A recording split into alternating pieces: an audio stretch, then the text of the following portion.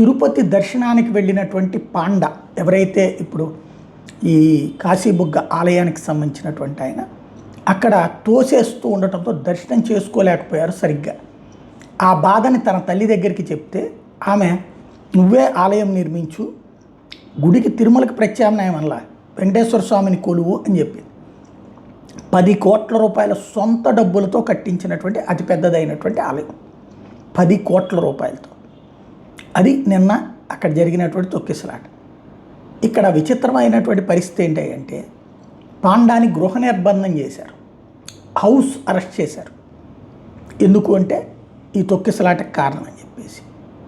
Vemuri travels తొక్కిసలాటకు కారణమైన వేమూరి ఇంతవరకు దొరికాడా?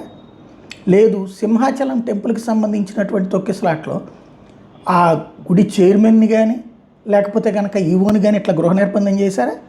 Case ఏమైనా పెట్టారా?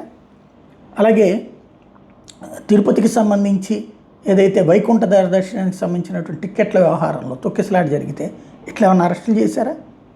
వాళ్ళు ఎవరూ లేనిది ఈ పెద్ద ఆయన ఎందుకు? ఆయన ఏం తప్పు చేశాడు? ఏం పాపం చేశాడు? పోలీసులకు ఇంటిమేషన్ ముందు రోజున ఇచ్చాడు, వస్తారు 3-4 వేలు వస్తారు, 25,000 మంది వస్తే పోలీసులు ఫాలోఅప్ చేసుకోవాలి. అసలు ఒక్కళ్ళు రాలేదని అక్కడ పబ్లిక్కు చెప్తున్నారు. కానీ ఆయన గృహ నిర్బంధం చేస్తున్నారు. ఓవరాల్గా ఇంకా నయం అరెస్ట్ చేస్తే ఇంకా ఇది ఉంటుంది. గృహ నిర్బంధమే ఒక తప్పు.